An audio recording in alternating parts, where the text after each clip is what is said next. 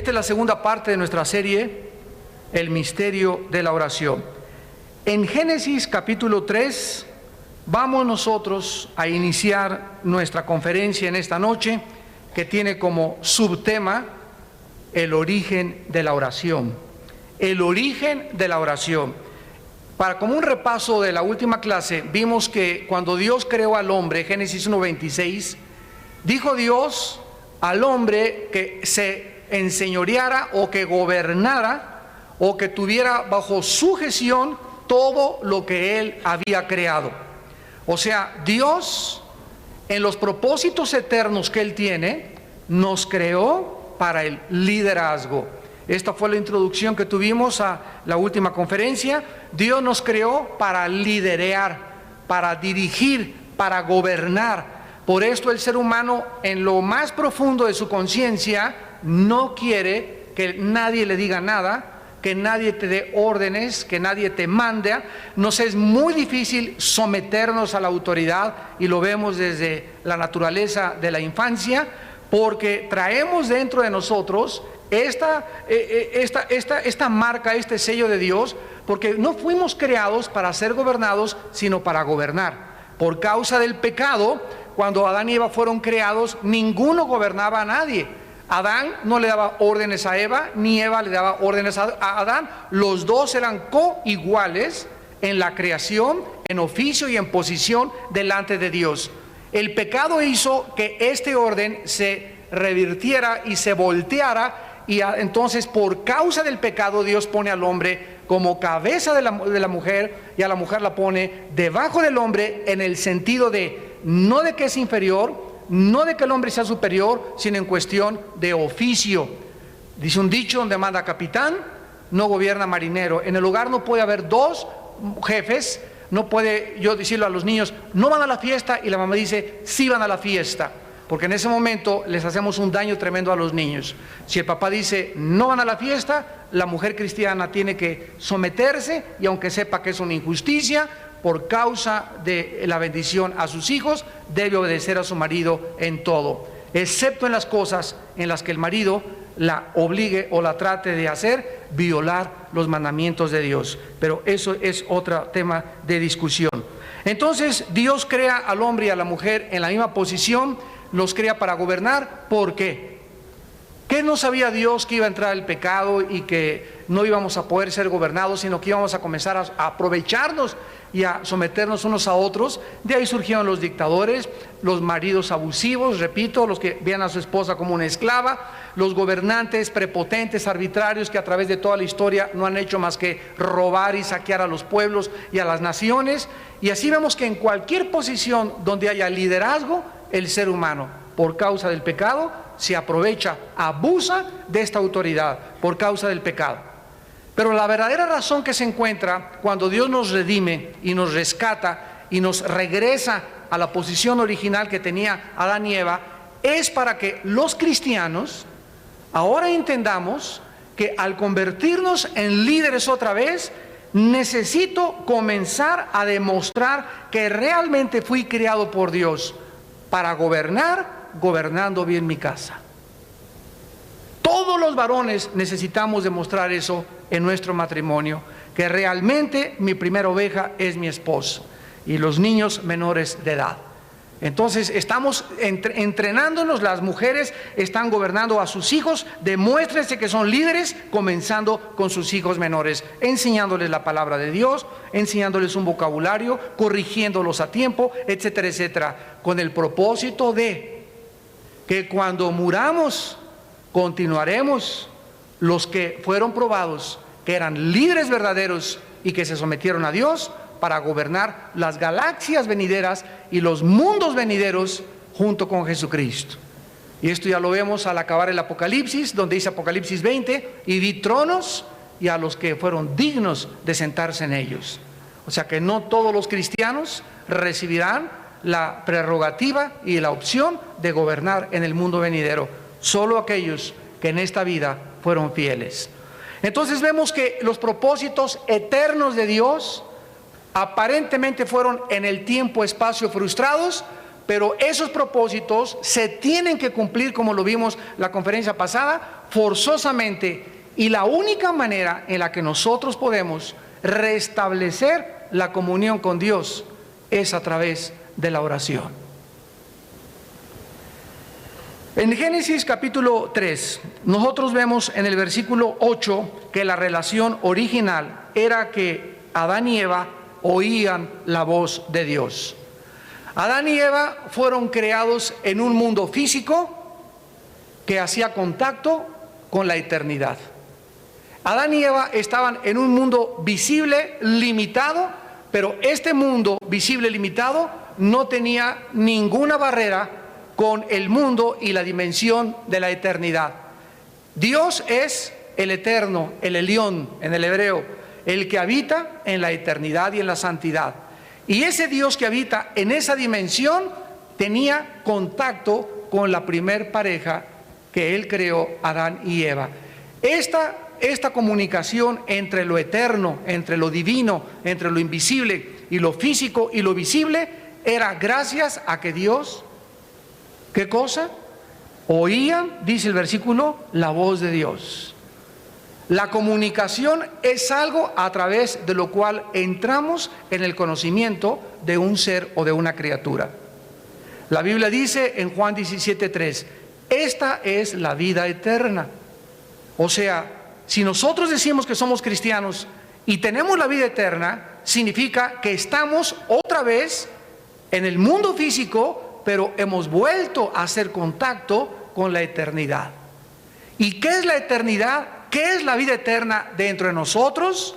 Que te conozcan a ti, al único Dios verdadero y a Jesucristo a quien tú enviaste.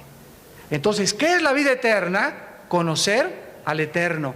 ¿Y cómo puedo conocer a nadie si no me comunico con él? ¿Cómo puedo conocer a mi esposa si no tengo comunicación con ella? ¿Cómo puedo tener comunión con mi esposa? ¿Cómo puedo tener comunión con cualquier ser humano si no tengo compañerismo y amistad con él? ¿Cómo conocemos a alguien? Comunicándonos y viviendo de cerca con esa persona. Por eso los jóvenes, ¿verdad?, les decimos, mira, tú en la escuela tienes, en primer lugar, tu novia, si es que tienes. Tu novia es una muchacha que entre las 40 que había, la escogiste para tener intimidad con ella, comunión con ella, platicar con ella cosas que a tus amigos ni siquiera les platicas.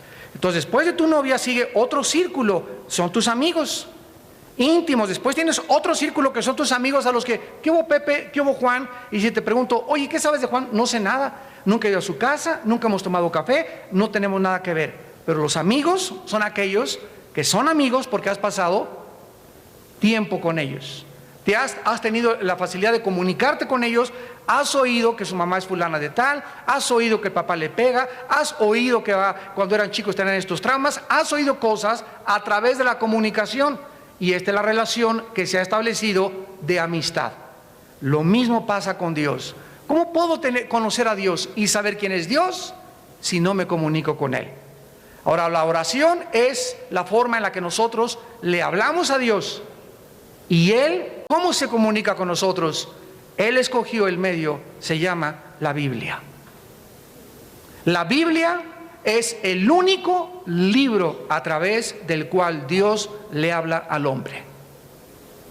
Y si tú no pasas tiempo con la Biblia y no desarrollas el bendito hábito de leer la Biblia todos los días, ¿cómo puedes tomar decisiones si en la mañana no platicaste con Él ni le dejaste oír su voz a tu corazón?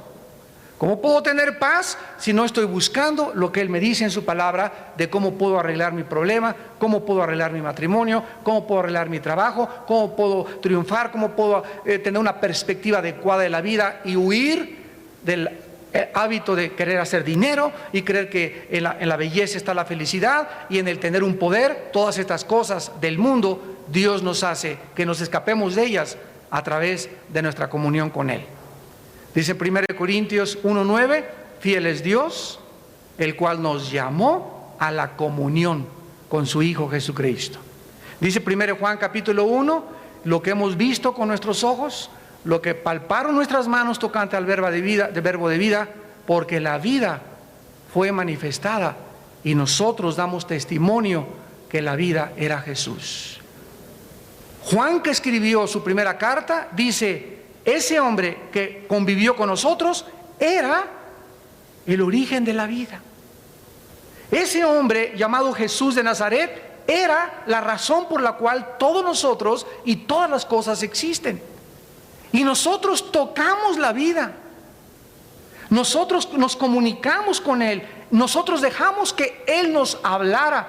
Y esas palabras que Él nos ha hablado tienen en sí la vida, porque Él es la vida. La palabra de Dios es viva y eficaz. Hebreos 4:2. Entonces la palabra de Dios no es un libro como de William Shakespeare, un libro de literatura. La Biblia es un libro de filosofía común y corriente, sino que la Biblia contiene el germen, la semilla, el esperma de la vida de Dios. Dice Pablo a los Colosenses: le doy gracias a Dios porque la fe de vosotros se divulga por todos lados a causa de la esperanza que os está guardada en los cielos, de la cual oísteis por medio de la palabra del Evangelio, que ha llegado a vosotros y tiene fruto y crece. O sea, la palabra de Dios, cuando la recibimos, no solamente se nos queda en la memoria, sino que produce algo dentro de mí, que es la vida y la naturaleza misma del Eterno. Y oyeron la voz de Jehová, dice Génesis 3:8, que se paseaba en el huerto, en el huerto al aire del día.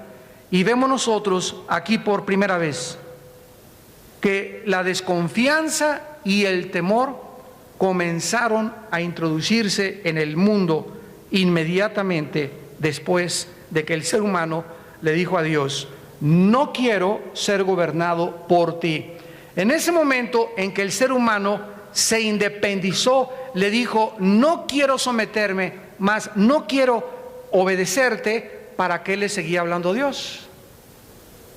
Dios no le puede hablar a rebeldes.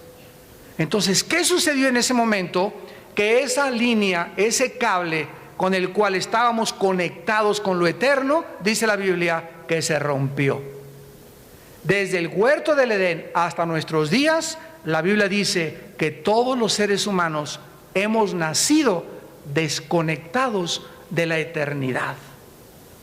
Pero como tenemos la eternidad en la conciencia y en la inconsciencia y en el espíritu, aunque esté separado de Dios, esta es la razón por la cual el ser humano no quiere ser gobernado por ese Dios, pero por haberse alejado de ese Dios, el ser humano ha caminado en la vida, y por traer la conciencia de ese Dios, el ser humano tiene la necesidad de inventarse un Dios. Un águila, las pirámides de Teotihuacán, levantarme, o si no, se fabrica un Dios y se hace un santo, o se hace una virgen, o toda la historia humana es la historia de culturas y civilizaciones incorregiblemente religiosas. Y este sentido de la religiosidad, como le llaman los sociólogos y los psicólogos, el dilema de la religión, de dónde vino al ser humano. La Biblia dice en Eclesiastés 4 que Dios puso la eternidad en nosotros. Entonces, nosotros queremos tener un Dios y seguir una religión, y decimos todas las religiones, y tenemos como 15 opciones o 20 opciones de religiones. Unos optaron por el budismo, como el Dalai Lama, que son ateos. El budismo es una religión atea. No creen en Dios, no creen en el pecado, no creen en la vida eterna, no creen en el cielo, no creen en el infierno.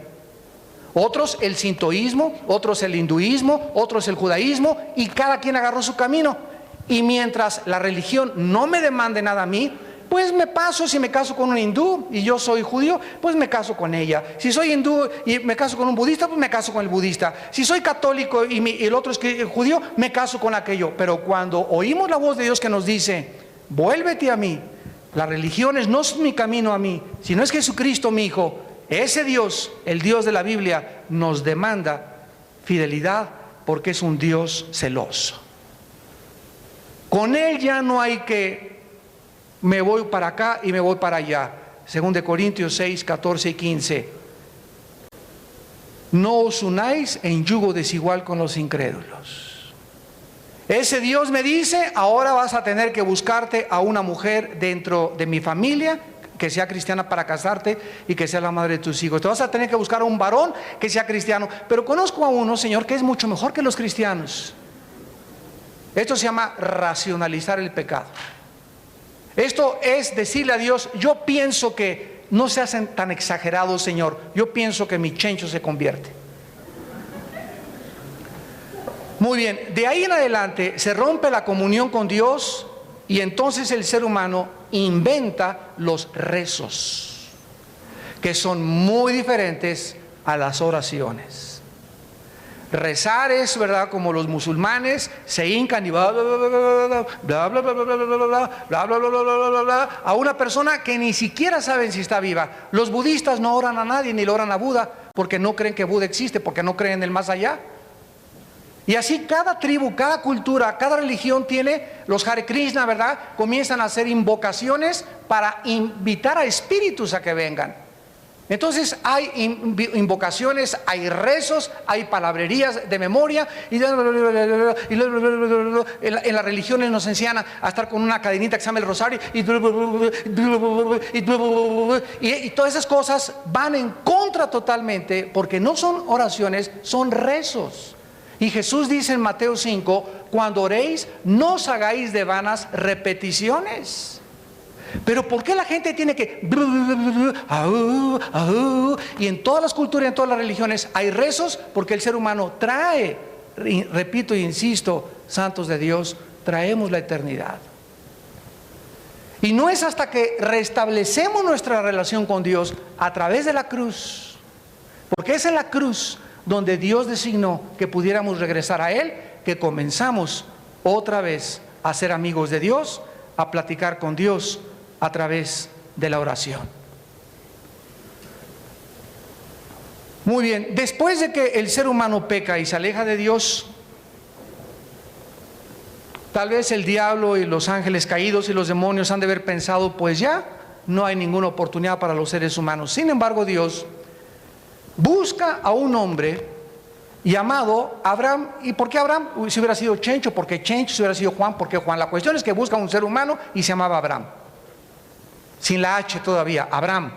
Y a ese hombre lo escoge Dios para que a través de ese hombre pudiera venir de su descendencia la semilla de lo que se formaría como un pueblo. Pero no sería un pueblo más, sino sería un pueblo que le perteneciera a él.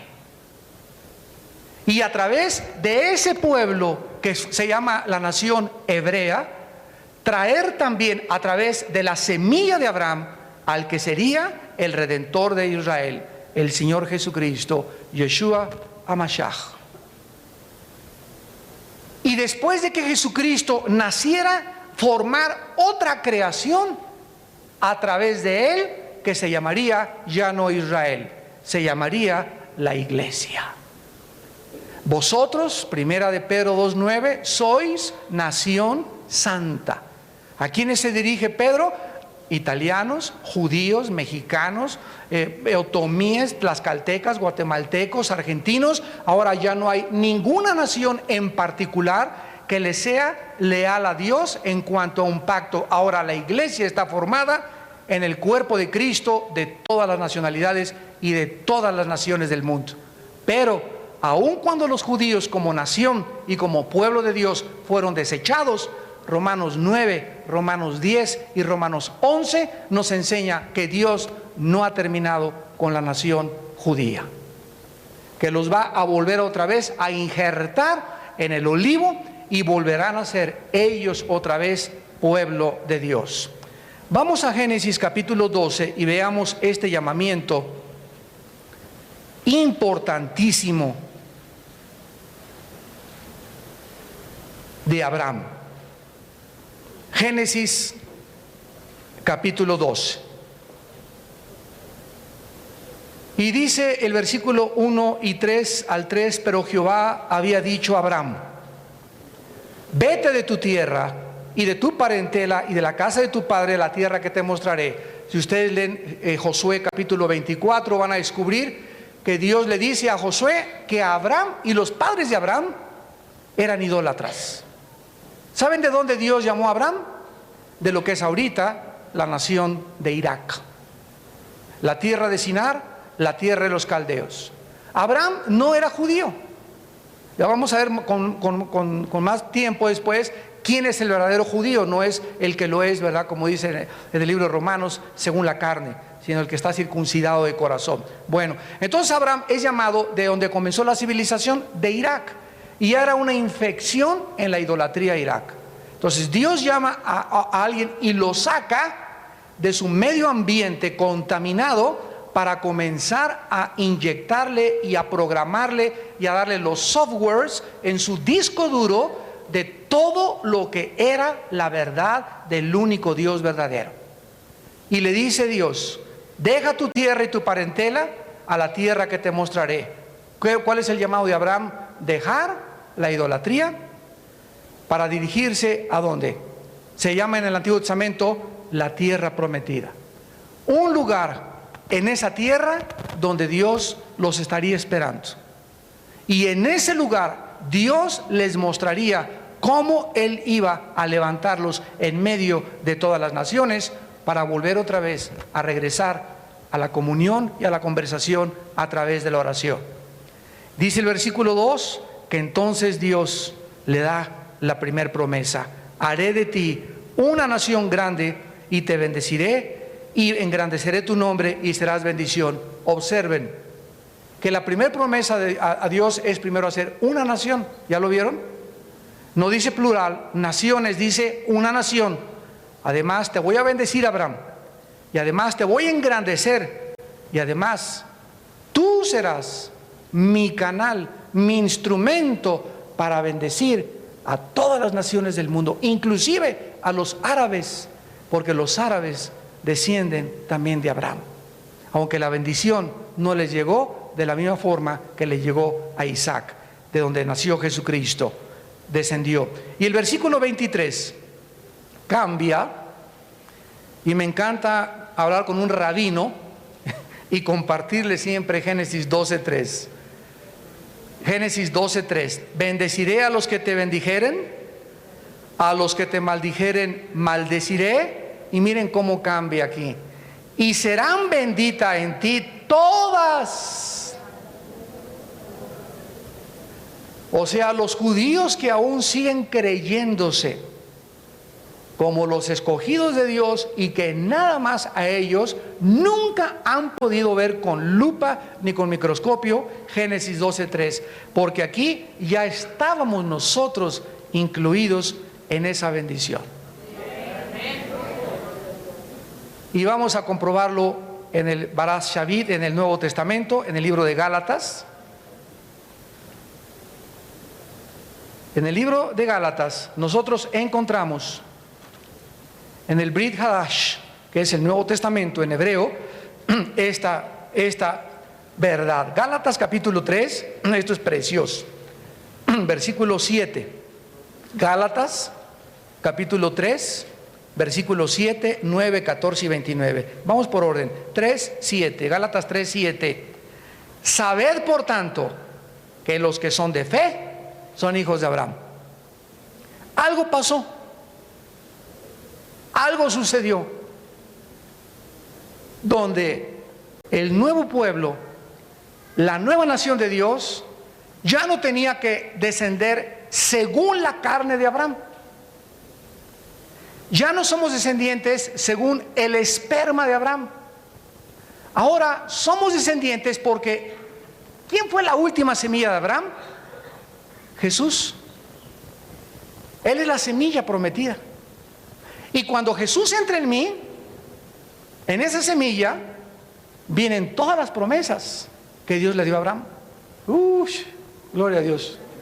El mes que entra te cae el 20. Al invitar a Jesús a mi vida, Jesús es la semilla de Abraham y en él vienen todas las promesas que se le dieron a Abraham, dijimos, por 1000 generaciones o más generaciones.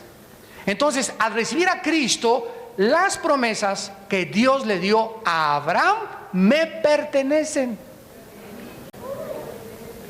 Son mías, son tuyas.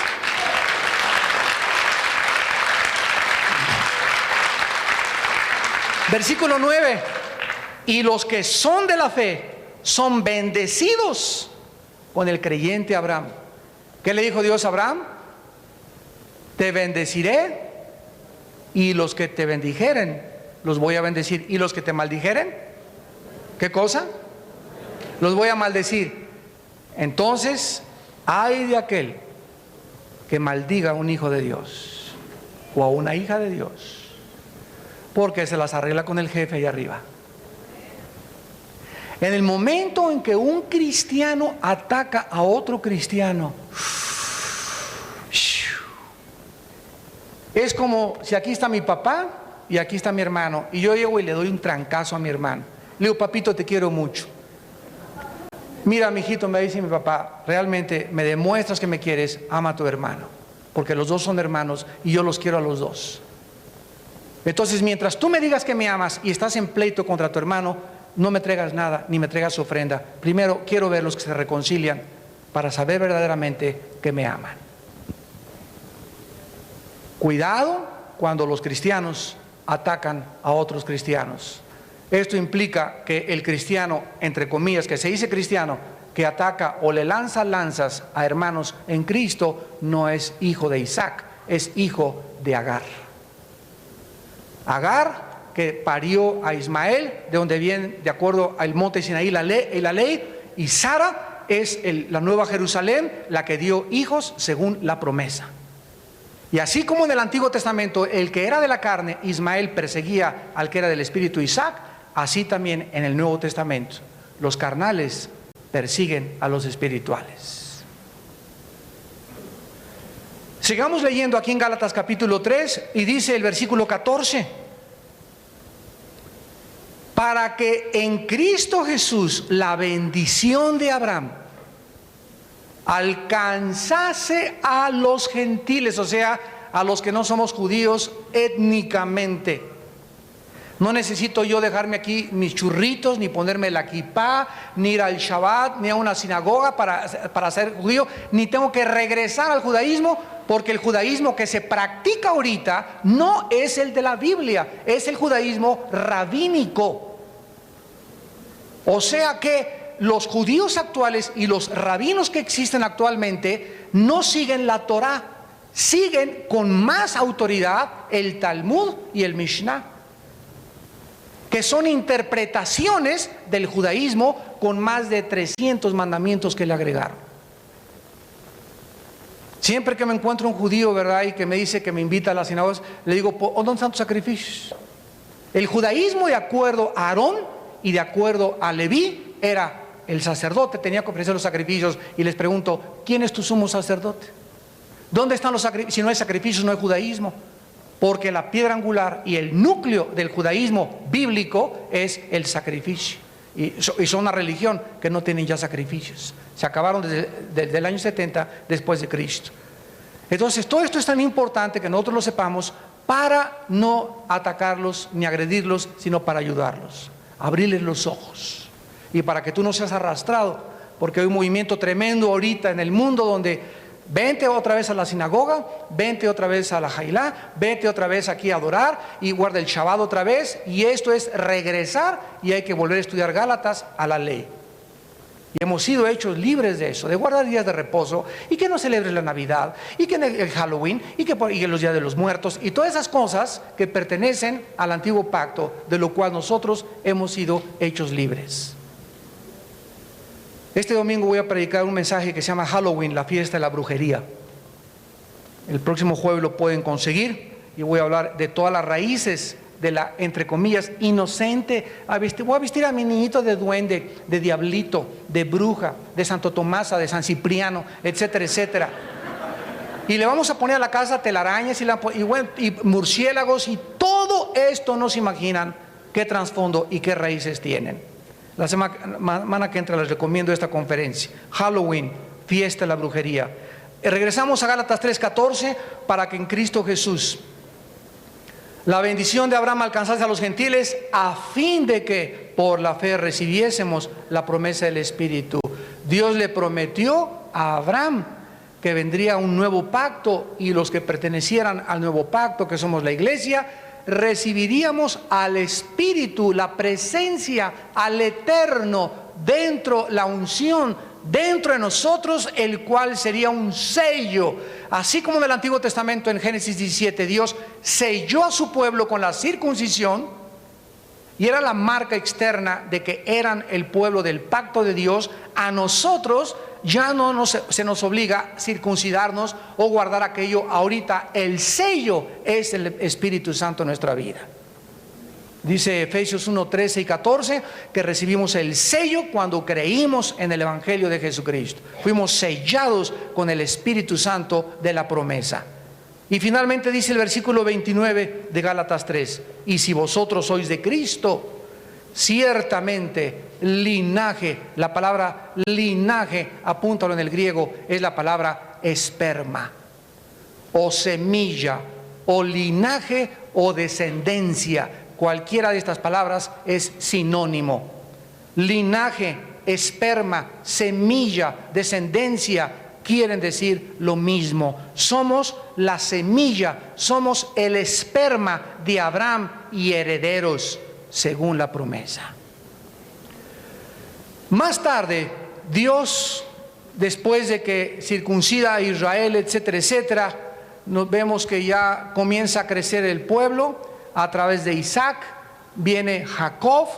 No escoge Dios a Esaú, escoge a Jacob, y Jacob es el padre de las 12 tribus de las cuales se formaría la nación hebrea. Termina el Génesis con el libro con José orando, perdonando a sus hermanos, y encontramos a Éxodo, donde entra esta nación, de la cual Dios había prometido que vendría la semilla. Entran a Egipto, y Egipto es el símbolo en la Biblia del mundo. Egipto representa al mundo. Faraón representa a Satanás. La tierra prometida, el reposo de Dios para su pueblo. Hebreos capítulo 4. Entonces entran en Egipto, y ahí Dios le había dicho a Abraham. Vamos otra vez a Génesis capítulo 15. Vean ustedes qué maravilla de precisión del cumplimiento de las profecías bíblicas. Dice en Génesis capítulo 15, versículo 1: después de estas cosas, vino la palabra de Jehová a Abraham en visión, diciendo: no temas, Abraham, yo soy tu escudo, y tu galardón será sobremanera grande. Abraham acababa de derrotar a los reyes de Sodoma y a los reyes paganos de todo el área de Canaán, y de rescatar a su sobrino Lot. Y Abraham estaba en un estado tal vez de angustia, de conflicto, diciendo: ¿cuánto tiempo me quedará de vida? Porque los reyes no se van a quedar así, me van a perseguir, y viene la vendetta, viene la revancha, viene la venganza. Y en ese tiempo, cuando Abraham se encontraba angustiado por sus enemigos, lo que le iban a hacer, vienen las palabras de Dios: no tengas miedo. Y es lo mismo que nos dice Dios a nosotros en esta tarde: no tengan miedo, pequeña manada, yo estoy con ustedes, yo soy tu escudo. ¿Sabes qué significa un escudo? Un escudo era algo que los soldados se ponían así, para que las flechas, antes de que me llegaran a mí, se encajaban en el escudo. Los protegía de las flechas y de los dardos y de las lanzas del enemigo. Cuando dice Dios que Él es nuestro escudo, me está diciendo: alguien que yo sepa que te quiere hacer algo, primero se enfrenta conmigo.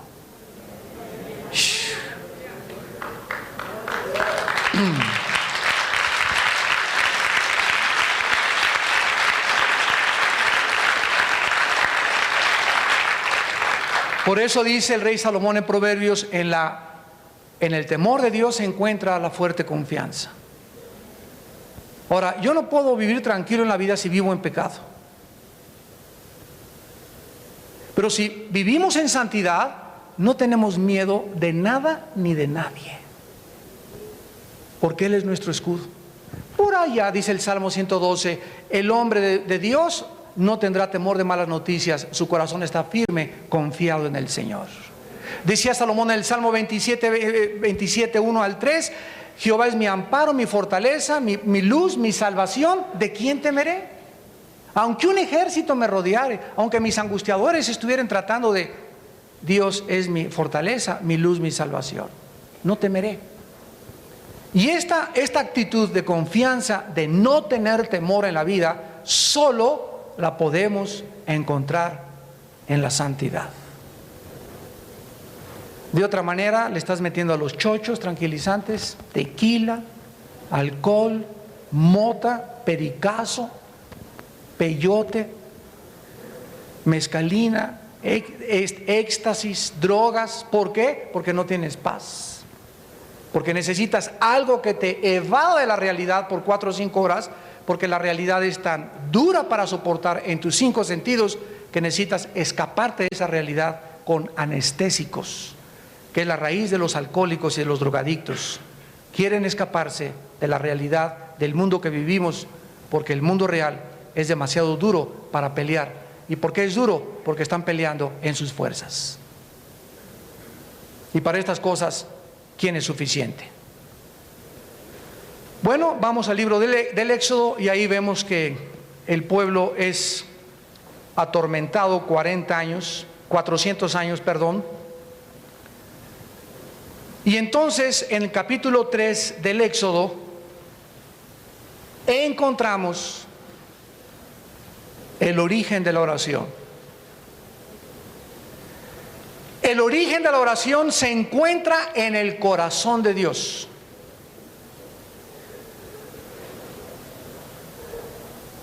Que busca la restauración de la comunión perdida en el huerto del Edén.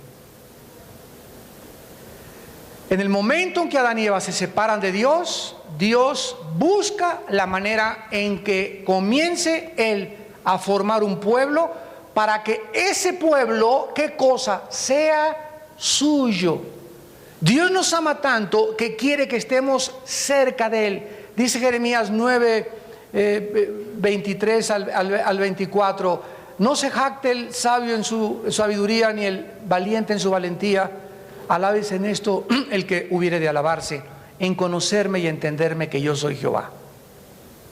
¿Qué es lo que Dios anhela? Que lo conozcamos. Esta es la vida eterna, Juan 17:3, que lo conozcamos. ¿Y cómo lo podemos conocer? Si no es a través de platicar con Él en oración. Expresarle nuestros sentimientos. Vas a descubrir lo que dice orar sin cesar. Orar sin cesar no significa y estar ahí nada más y con tus rosarios puedes ir en el carro, es conversar. Padre, hay mucho tráfico, búscame un huequito, ¿no? Así, Padre, abre, si me quieres que llegue tarde, Padre mío, yo tranquilo, no, Padre Santo, ábreme un huequito por ahí, si quieres que llegue temprano. Y Dios no hace nada más que a través de la oración. Estar en la ducha, ¿verdad? Y en la regadera. Padre, te alabo, te bendigo, qué lindo eres, qué precioso eres, Padre. Oh Señor, te pido, mi esposa acaba de salir, te pido que la bendigas, guárdala, Señor, ahorita que va para México. Mis hijos los acabo de dejar en la escuela, Padre, guárdalos de amistades y de niños perniciosos. Te pido, diario ora por tus hijos, diario platica con tu Padre. Y todo lo que le platicamos, dicen en Proverbios, la oración es el gozo de Jehová. No nos imaginamos, cuando yo vi esto y lo descubrí, que mi oración es su gozo. Entonces yo quiero que esté contento, papito, claro, platica con Él. No hay cosa que ponga más contento a Dios que le hablemos, porque el hecho que nos dirijamos a Él implica que creo que Él me escucha. En el libro de Éxodo, finalmente, después de estos 400 años que se cumplieron y que se le prometió a Abraham en Génesis 15 y en Génesis 17, finalmente Dios le habla a otro hombre para sacar a toda esta multitud que estaban como esclavos y sacarlos de Egipto y llevarlos a un desierto para comenzar el entrenamiento. Los domingos en el norte estamos viendo el libro de los Números. El libro de los Números es el entrenamiento de la iglesia en el mundo, ilustrada por el entrenamiento de los judíos en el desierto. Les recomiendo que compren la conferencia de los Números. Cada 15 días tenemos una conferencia nueva. Ahí Dios le habla a un hombre llamado Moisés. Vean ustedes cómo llama Dios a los libertadores, a los que son verdaderamente líderes. ¿Quién era Moisés cuando Dios lo llama? Moisés había sido educado 40 años en la cultura, la milicia, la educación, la intelectualidad, la historia, la geografía y todo aquello que pertenecía al imperio más grande de la antigüedad llamado el imperio egipcio. Vivía en su casa y tenía un closet como de 50 trajes Roberts, puros zapatos Jean-Pierre y Florsheim, carros BMW, Lamborghini, Mercedes-Benz, tenía doncellas, ¿verdad? La mujer que él quisiera, y además era el sucesor del faraón si el faraón se moría. Y Moisés estaba ante este esplendor, ante esta cultura que a cualquiera podría seducir. Y dice Hebreos capítulo 11 que Moisés rehúsa llamarse hijo de la hija de Faraón y voltea alrededor y ve un sufrimiento, y ve un desierto, y ve lágrimas. Y se llama el momento de la decisión. Moisés tenía que decidir, como tú y yo, si nos dejamos seducir por el mundo y creemos que el mundo nos puede dar más paz, que irnos a sufrir con nuestros hermanos en Jesucristo y ser perseguidos por la misma familia, por los mismos amistades, por el mismo gobierno, por las mismas naciones. Y tú tienes que escoger a qué amo quieres servir tarde o temprano, y a quién le quieres dar gusto y con quién quieres quedar bien. Entonces Moisés dice, no aceptó seguir en Egipto por no considerar las cosas que Egipto le daba por los deleites temporales del pecado. Hebreos capítulo 11, 24 en adelante. Y entonces se va al desierto Moisés, y durante 40 años ni una lagartija vio. Durante 40 años no vio ni cablevisión. Durante 40 años, después de dormir en sábanas de seda y tener las comodidades más grandes que el mundo nos pueda proporcionar, Moisés duerme y se viste como una persona del desierto y se dedica a pastorear ovejas y a aprender tal vez de las ovejas, porque Dios nos compara a los seres humanos con las ovejas. ¿Ustedes saben por qué nos compara Dios con las ovejas? ¿Saben ustedes que las ovejas son los animales más brutos que hay? ¿Te sonó la campana en algún lugar? Son los animales más tontos, más burros y más inútiles que existen, y más ciegos. Una oveja la metes a un barril y en lugar de que se eche reversa y se salga, ahí está. No es capaz. Una oveja no puede sobrevivir fuera del rebaño. Es tan inútil y tan indefensa que cualquier cosa en cualquier hoyo cae. ¿Te sigue sonando la campana? Las ovejas no pueden ver más de 2 o 3 metros. Son semiciegas. Y cuando el pastor camina 5 o 10 metros adelante de ellas, es por eso que el pastor siempre trae un cayado, un bastón. Entonces, cuando pasan por piedras, el pastor golpea las piedras y las ovejas no lo ven, pero lo oyen y lo siguen. Y nosotros a Jesús igual. No necesitamos verlo con los ojos físicos, lo oímos a través de su palabra y lo seguimos. Bueno,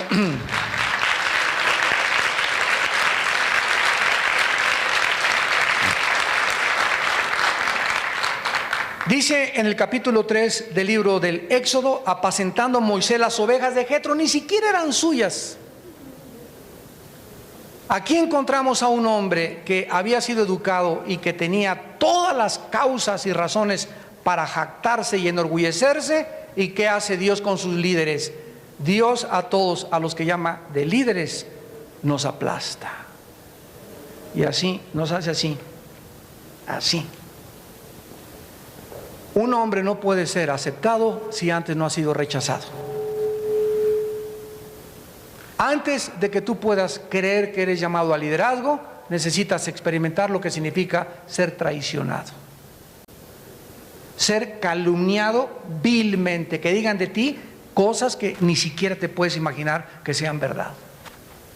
Pero cuando Dios pone la mano sobre sus líderes y su presencia está con ellos, deja que el mundo diga misa en tu contra, porque Dios vindica a los que llama a su servicio. Preocúpate no de lo que dice la gente, preocúpate de la presencia del Altísimo en tu vida. Porque si Él con nosotros, ¿quién contra nosotros? Moisés apacentando las ovejas de Jetro, su suegro, sacerdote de Madián, o sea que se casó con una campesina, con una pastora que olía a chivo. Después de tener, quién sabe, no dice la Biblia cuántas mujeres hay en Egipto, ¿verdad? Pero pues no era tampoco eunuco Moisés, que olían a Chanel y todo. Ahora se casa con una pastora y se le aparece el ángel de Jehová en una llama de fuego, y él mira y ve que la zarza ardía en fuego y la zarza no se consumía. ¿Qué fue lo que atrajo la atención de Moisés? ¿Por qué Dios le dijo, Moisés, por qué Dios escogió un fenómeno físico para atraer su atención? Una zarza, ¿saben lo que es una zarza? Es un grupo como de espinas así, que se han desprendido de muchos árboles y que si va el viento para acá se las lleva y así. O sea, es algo seco que si le prendes un cerillo, en 2 minutos se apaga. Y ahí estaba una zarza ardiendo y no se consumía. Lo primero que Dios nos enseña cuando somos líderes es que cuando Él entra a nuestra vida es como una llama que jamás nadie nos podrá consumir. Es la presencia de Dios dentro de nosotros lo que impedirá que seamos destruidos eternamente. Y ya que Moisés es atraído, y es por eso que en el infierno muchos se preguntan cómo pueden estar en el infierno sin deshacerse, aquí vemos la comprobación. Dios puede en su poder permitir que el fuego pueda estar sobre cualquier cosa sin que el fuego consuma el objeto donde se encuentra. Moisés dijo, voy a ver esta grande visión, y entonces ya Jehová se acerca y le llama para que obedezca en el versículo 5, y la primera orden es, no te acerques. ¿Cómo podía acercarse si se rompió la comunión en el Edén? ¿Se acuerdan? ¿Y se acuerdan cuando Dios le dijo a Adán y Eva, váyanse del Edén? ¿Y qué puso Dios en el Edén? Un querubín con una espada resplandeciente. El querubín representa en la vida, en la Biblia, 2 cosas. Los querubines representan la santidad de Dios. Por eso se labraron 2 querubines sobre el arca, sobre el propiciatorio. Y la espada simboliza la justicia de Dios. Cuando Dios expulsó a Adán y Eva del huerto del Edén, la santidad de Dios, representada por los querubines, y la espada, representando la justicia, impedían el camino del regreso del ser humano a la presencia de Dios.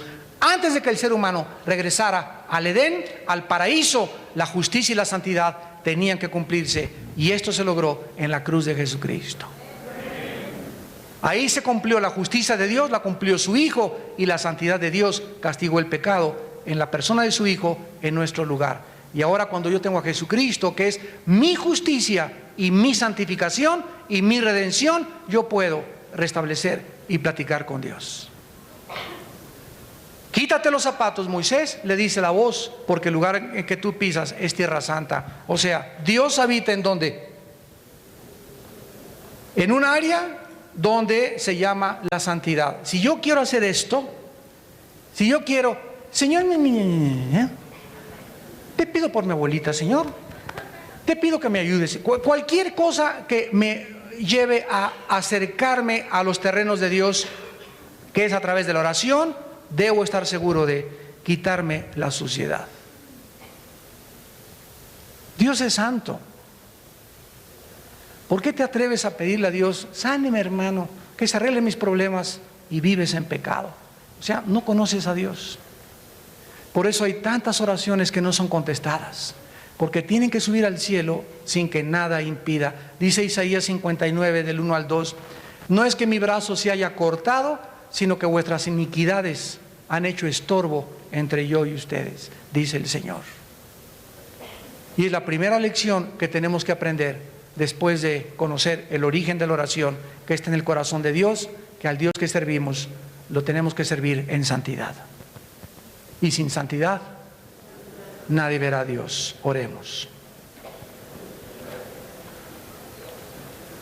Señor, te damos las gracias por permitirnos el privilegio de conocerte y de dirigirnos a ti, no en nuestras justicias ni tampoco en nuestros méritos, sino en la justicia y en los méritos de tu Santo Hijo Jesús. Te damos las gracias porque su sangre nos ha limpiado y nos sigue limpiando de toda maldad. Y tú nos mandas en tu palabra que siempre lo recordemos. Antes de dirigirnos a ti, antes de pedirte cualquier cosa, tú no eres un Dios caprichoso para conceder los caprichos de criaturas rebeldes. ¿Por qué me llamáis Señor? Señor, si no hacen mi voluntad. Padre, enséñanos a conocerte para que sepamos que es en la santidad donde tú habitas, que tú habitas en la eternidad y que sin esta santidad no podemos tener comunión contigo. Y gracias a Dios que has hecho provisión para que cuando caigan tus hijos, cuando tropecemos, si confesamos nuestros pecados, tú eres fiel y justo para perdonarnos y lavarnos y poder restaurar la comunión contigo. Como el ciervo clama por las aguas, así nuestra alma debe de tener sed de ti. Es interesante que el ciervo clama por las aguas cuando está lastimado. Es cuando más clama por agua y cuando más sed le da. Los cervatillos de los bosques, cuando están lastimados, desean beber. Gracias, Padre, porque es cuando más debemos de buscarte. Cuando sentimos que tenemos muchos dolores y muchos problemas, ahí es cuando tú te quieres hacer real a nuestra vida. Ahí es cuando tú te manifiestas con tu poder a nuestra vida. Y ahí nos demuestras que cambias nuestro llanto en baile, que cambias nuestro luto en alegría, y que tu paz, que sobrepasa todo entendimiento, guarda nuestros pensamientos y nuestro corazón en Cristo Jesús, tu Hijo. No estamos huérfanos en este mundo. Tenemos alguien a quien dirigirnos y con quien platicar. Padre de huérfanos y de viudas es Jehová. Tenemos alguien que nos escucha y ante cuya presencia nuestros caminos están delante de Él. Por lo tanto, si invocamos a Dios por nombre y por nuestro Padre, caminemos con temor durante todo el tiempo de nuestra peregrinación, para que podamos, a través del temor de Dios, tener confianza en la vida, de su protección y de su provisión. En esta tarde tal vez haya alguna o más personas que aún no han entrado a esta relación con el Hijo de Dios, Jesucristo. Tal vez eres una persona religiosa y por ignorancia rezabas. No habías aprendido a platicar con Dios de algo que te saliera espontáneamente de tu corazón. Pruébalo ahora invitando a Cristo a tu vida y descubre en la oración la maravillosa varita que nos ha dejado Dios para tomarnos de su mano y guiarnos con su cayado y su bastón durante los días de nuestra peregrinación. Descubre a través de la oración que Dios es real, que Él contesta y que Él es el único que puede cambiar las circunstancias de tu vida. Ya no pierdas el tiempo buscando ayuda fuera de Jesús. Él es el que Dios envió a guiarnos a sendas de justicia por amor de su nombre. ¿Qué tengo que hacer para comenzar esta tarde? Me preguntarás. Mi relación con Dios. Número uno, Dios te manda que te arrepientas de tus pecados, que reconozcas que tu vida está equivocada, que vives una forma en que ofendes a Dios con la forma como vives y con lo que estás haciendo. Arrepiéntete. En segundo lugar, cree simplemente que Jesús, su Hijo, en la cruz del Calvario derramó su sangre para pagar por nuestros pecados y que a los 3 días resucitó de entre los muertos por el poder del Padre.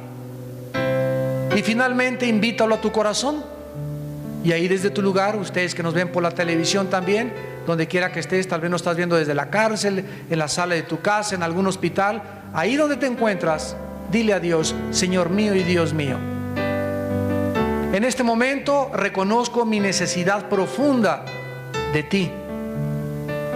Creo que en la cruz tu Hijo pagó por mis pecados.